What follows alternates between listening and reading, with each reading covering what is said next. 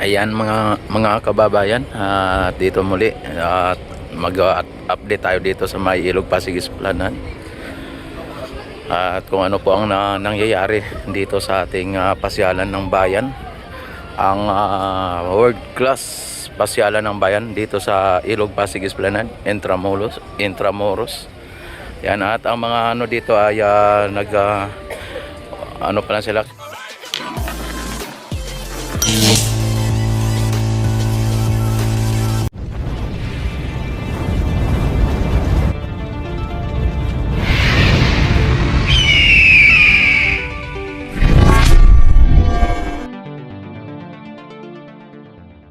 Kabubukas lang nila ng kanilang stall.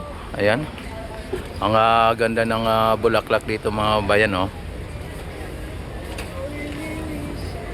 Ayan, dito ay may mga handa na sila.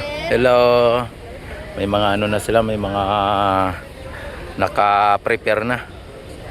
Ayan, dito tayo sa may Plaza Mexico mga bayan, at ang police at ang security natin ay nandito, at ang mga namamasyal mga kababayan dito sa Ilog Pasig Esplanade ay nag-uumpisa na ang pagdami o ang pagdagsa ng mga tao dito. Ayan, kung inyo nakikita.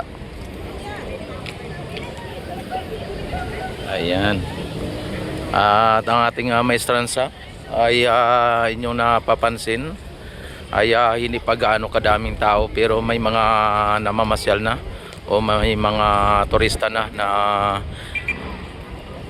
namamasyal dito. Ayan, at titingnan natin o silipin natin ang ating Ilog Pasig mga kababayan. Ayan, kung inyo nakikita ang ating Ilog Pasig ay kitang-kita naman sa kamera na hindi po siya kulay brown, kulay kung ano man ang kulay o kulay itim. Hindi po natin nakikita na may kulay itim, ano. Bagkus ito ay natural na tubig ang nating nakikita. Yan, hindi naman siya gaano ka sobrang linaw, pero kumbaga sa mga ilog ay talagang dahil po sa ito po ay running water, talagang masasabi po natin na hindi talaga as in malinaw na malinaw. Talagang meron talaga yan na burak sa ilalim kung meron man, no? At ito ay natural po yung tubig natin, hindi po siya maitim katulad nung dati.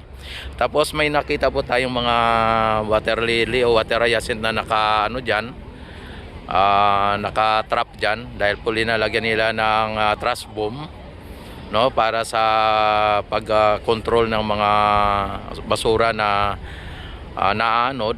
At pagdating ng mga trash boat ay kukolektahin po nila, at mabilis na lang ang pagkukolekta, no.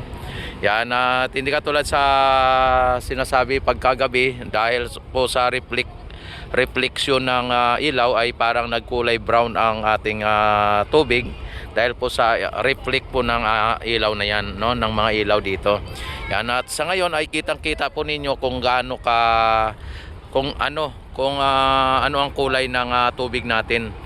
Kung ito po ba ay normal o ito po ba ay hindi normal, no? Kayo na lang po ang magsabi. At dito naman tayo sa may mga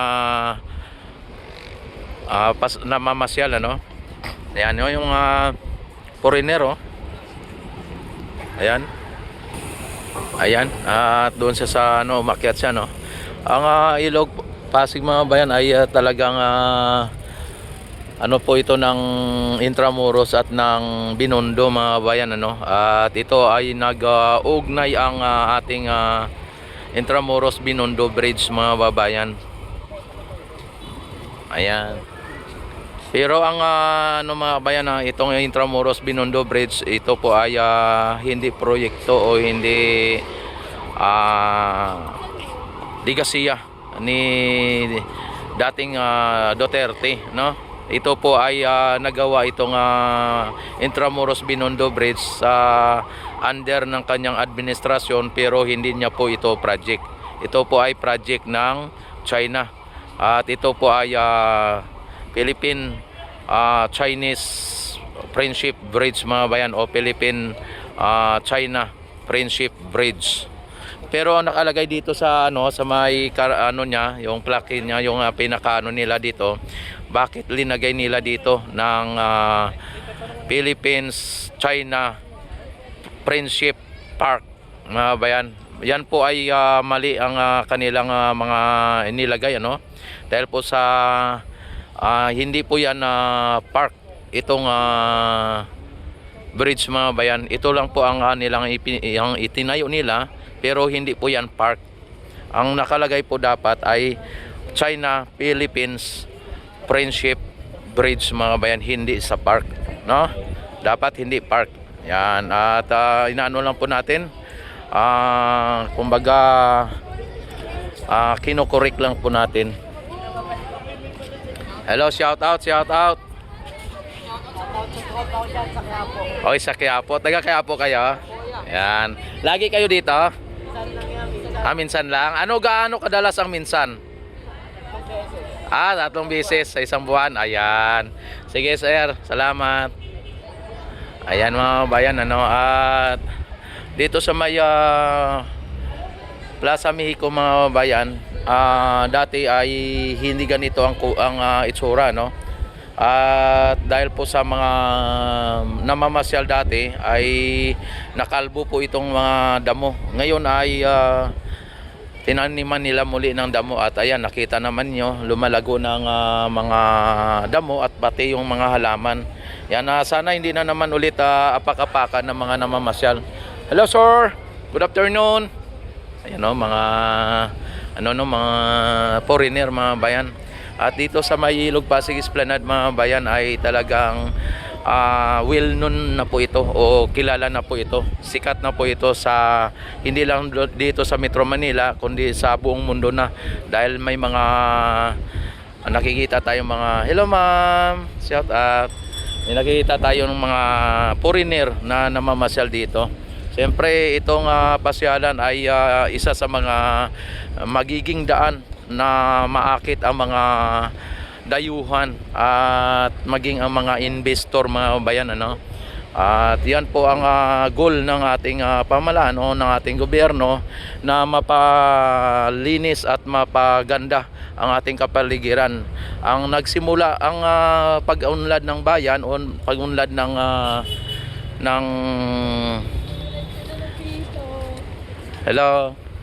pag-unlad ng ating bansa o ng isang bansa ay nagsisimula po yan sa kapaligiran mga kababayan.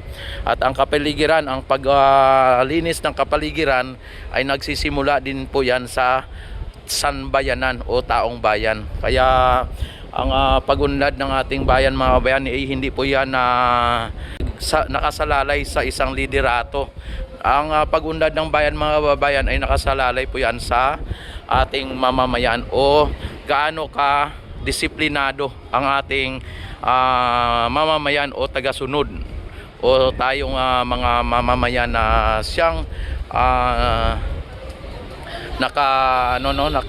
nakatira dito sa country ang iyong kinabibilangan mga bayan. Yan po ay nag-umpisa po yan sa isang sangkatauhan. Yan. Kapag gusto mo po ay umunlad ang ating bayan, ay kailangan po disiplina ng bawat isa ang kailangan. At hindi po yung magbabalahura tayo at tayo'y nagsisira o tayo'y sumisira sa ating kalikasan. Katulad nitong mga bayan, Ilog Pasig Esplanade, ay talagang kapag ito ay inayos tapos tayo ay balahura, ay masisira lang po ito, Dapat tayo dapat tayo ay ingatan po natin, tayong mismong mga mamamayan ang mag-ingat nito. Katulad din po ito ng Ilog Pasig mga bayan. Kapag ang ilog ay yung ay balahurain o kaya tapon ka ng tapon dito, tapon doon, ang ilog na yan mga bayan ay hindi po yan hindi pa po yan hanggang sa ano no, kumbaga ibig ko sabihin, hindi po yan nanatiling ganyan kapag ito ay binalahura o tapon dito, tapon doon ng mga tao, ay masisira din po yan. Kaya dapat tayo ay maging maingat din sa ating mga kapaligiran. Wag po tayo magkalat, wag po tayong maging baboy na yan. Kung ganon ay mukhang baboy ka na nga, ay talagang binababoy mo pa ang kapaligiran, ay di parang wala na pong patutunguhan ng ating bayan kapag ganyan, no? Yeah, katulad nito mga bayan, nakita naman ninyo ang mga tao dito ay ang iba may disiplina, ang iba naman ay wala. Ayan, at sana ay magkaroon po ng disiplina ang bawat isa para sa ganoon ang ating bansa ay talagang tuloy-tuloy ang pag-unlad at paglago. Yan, at makita po tayo ng mga dayuhan at siyempre maakit po dito ang mga investor at mag-i-invest po sila dito sa ating bayan, sa ating lupang Sinilangan, lupang Pilipinas at mahal na bayang Pilipinas. Kaya wag po natin ipagkalulo sa ibang bansa yung ating bansa, katulad ng ginagawa ng ating Vice President, no, na talagang sinisiraan ang ating sariling bansa. Yan, at dapat ipaglaban po natin at ipagpatuloy po natin ang ipinaglalaban ng ating mga ninuno noon pa man, ng ating mga ninunong mga bayaning mga ninuno, na ang bayan ay kanilang ipinaglaban hanggang sa kamatayan. Kaya yung mga DDS, yan, idirekta ko na, no, ang mga DDS o ang mga Duterte ay hindi po nila ipinaglalaban ang ating sariling bayan, at bagkos ito ay kanilang ipinamimigay o pinapabayaan lang, no, katulad ni Marcolita ay i-give up na lang daw po ang Kalayaan Group of Island. Nako, kapag ikaw ay isang tunay na Pilipino, ay hindi mo hello, shout out, ay hindi mo i-give up ang sariling territory mo kapag ikaw ay nagmamahal sa bayan. Ay ganyan po ang puso ng makabayan. Hindi po yung pabayaan mo na lang yan, tubig lang yan. Hindi po yan ang katulad ng ganyan na mga katulad ng sinasabi ng iba dyan, na tubig lang yan, pabayaan mo na lang yan, di ba? Hindi po yan makabayan, hindi po yan makabansa, at hindi po yan makapilipino, hindi po yan makadiyos. Kasi kapag minura mo ang Panginoon, ay talagang masabi mo bang ikaw ay makabansa, makatao, makadiyos? Kapag ikaw ay pumapatay, ikaw po ay pinabayaan mo po yung ating soberanyan, no? Yan, dito nakita naman ninyo mga bayan ang sitwasyon na maaga pa or maliwanag pa. Yan, para sa ganon ay makita din ninyo po yung kung ano po ang ano dito. Uy, nahulugan ng ano galing sa taas mga bayan. Yan ang sinasabi na pinato nila doon sa taas tapos nahulog. Nabasa kayo? Nahulog? Nabasa, oh. Ayan. Kaya ang ano doon, naglalagay sila ng ano doon eh.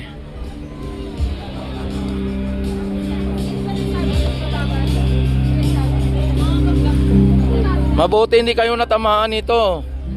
Ano kayo? Nabasa kayo? Oh, dito. Ilalagay na lang.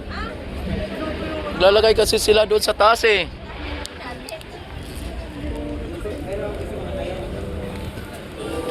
Ayan mga bayan, at muntik na ano dito, natapo na ano, nahulog yung ilalagay sa taas mga bayan.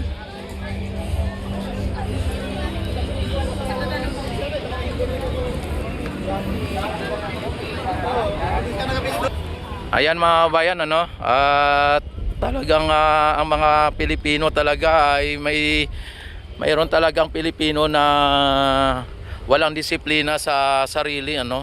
Kaya ayan ang nangyari, nahulugan po doon, no.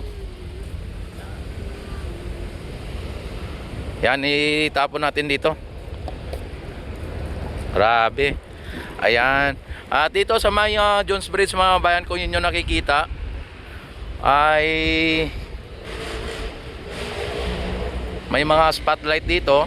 Kaya pagka pina-under po yung spotlight ay ang ganda po niyan, ano. At may kasama pang with music pa yan. Dito mga bayan, maaga pa ay may mga namamasyal na dito at may mga security tayo dito. Anytime talagang mayroon ditong nagbabantay. Kaya napaka-safe itong lugar nito.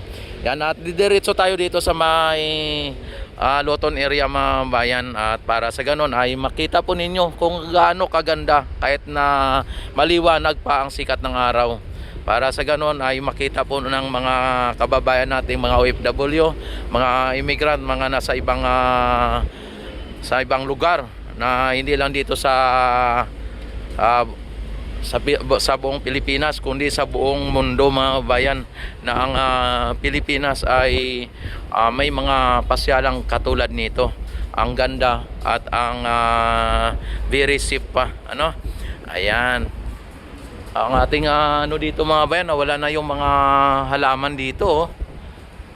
Yan, wala pong dapat ang mga halaman or dito sa esplanade mayroon dapat talaga na mga hardiner, kumbaga yung mga gagawin lang nila ay magdidilig ng mga halaman katulad nito, para sa ganon ang halaman dito sa ating Ilog Pasig esplanade ay talagang mapangalagaan at maging maganda at hindi na mamatay, ano.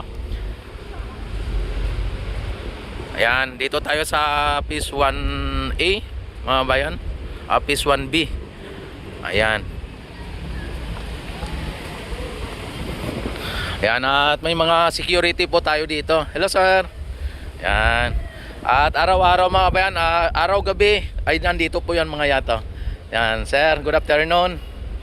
Ayan, at ang ating ano dito mga bayan, nililinis na po yung ano dito. Sir, maraming ano, no? Nagkalumot, ano? Ayan.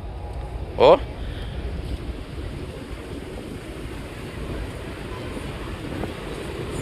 Yan, at grabe. Hindi dapat palitan na ata ng tubig yan, sir, ano? Oo, dapat palitan na lang yan. Yan, oh. Talagang ano na siya, oh. Oh, lumot na talaga to. At saka pag pinandar, sir, kaya hindi masyadong magandang pag ano, no? Dahil barado na. Ayan mga bayan. Pwede naman siguro, sir, ilagay sa sako yung lumot para hindi mag-ano sa ano sa ilog. Magiging silbing ano na yan pag linagay sa ilog, eh. Pag linagay mo sa ilog yan. Ayan mga bayan, ano. Dito malinaw naman dito ang tubig mga bayan, kaya lang may lumot talaga. Ayan, oh. Maraming lumot talaga mga bayan. Kaya yung ating fountain dito ay hindi siya masyadong malakas ang malakas ang buga ng tubig dahil po sa natatakpan po ng lumot, no? Ayan, oh, ang daming lumot, oh. At naway palitan na lang to, at sinabi ko kay sir dapat palitan na lang yan, no? Tapos linalagay ni sir sa ano sa may Ilog Pasig, sinabihan ko naman na sana ay wag ilagay pa kasi nagmumukhang basura ang lumot pagka nakita sa ilog. Kaya ayun, inano ni kuya siguro doon, hindi na niya ilalagay sa may ilog, ano. Ayan ang ferry boat mga babayan, no. At kaalis lang dito sa may Escolta ferry station. Ayan. At napaka ano na po talaga dito mga bayan. Napakagandang pasyalan na at ibang-iba na sa itsura noon at sa itsura ngayon. Kaya makita mo bayan ay talagang dinadagsa ng mga namamasyal. Ayan.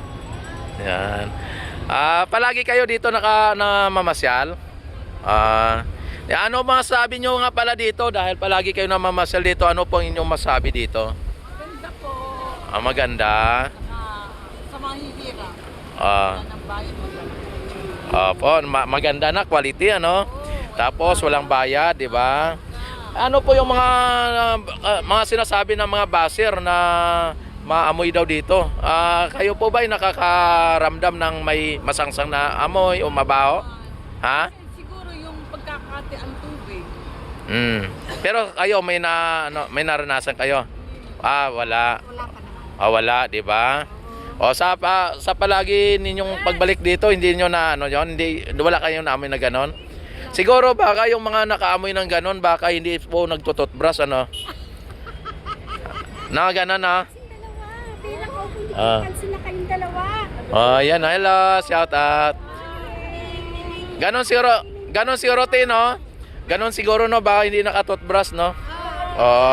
Yan. Sige po. Ayan, sige, bye-bye. Ayan mga bayan, no? Ayan mga bayan, dito ay sila atin, no? Ayan, dito ay tingnan po natin dito kung sarado o bukas pa rin dito. At kung pwede tayo makiusap sa mga guard na kung pwede tayo magkadiretso para ma-vlog. Ayan. Kaya hindi po masyadong nakaano dito yung mga tao kasi sarado po dito. Kaya ganun po 'yon ang dito. Ayan mga bayan at nakita naman ninyo ang ating esplanade mga bayan at dito hanggang dito lang muna tayo sa kasi bawal po dito sarado. Ngayon ay darating ang araw mga bayan na ito ay bubuksan din at makita po ninyo, ipapakita natin sa inyo yung dito, yung sitwasyon dito sa may Arroceros, papunta ang Arroceros Sa ngayon ay hindi pa po ginagawa pa po nila. At pansamantala o temporary close.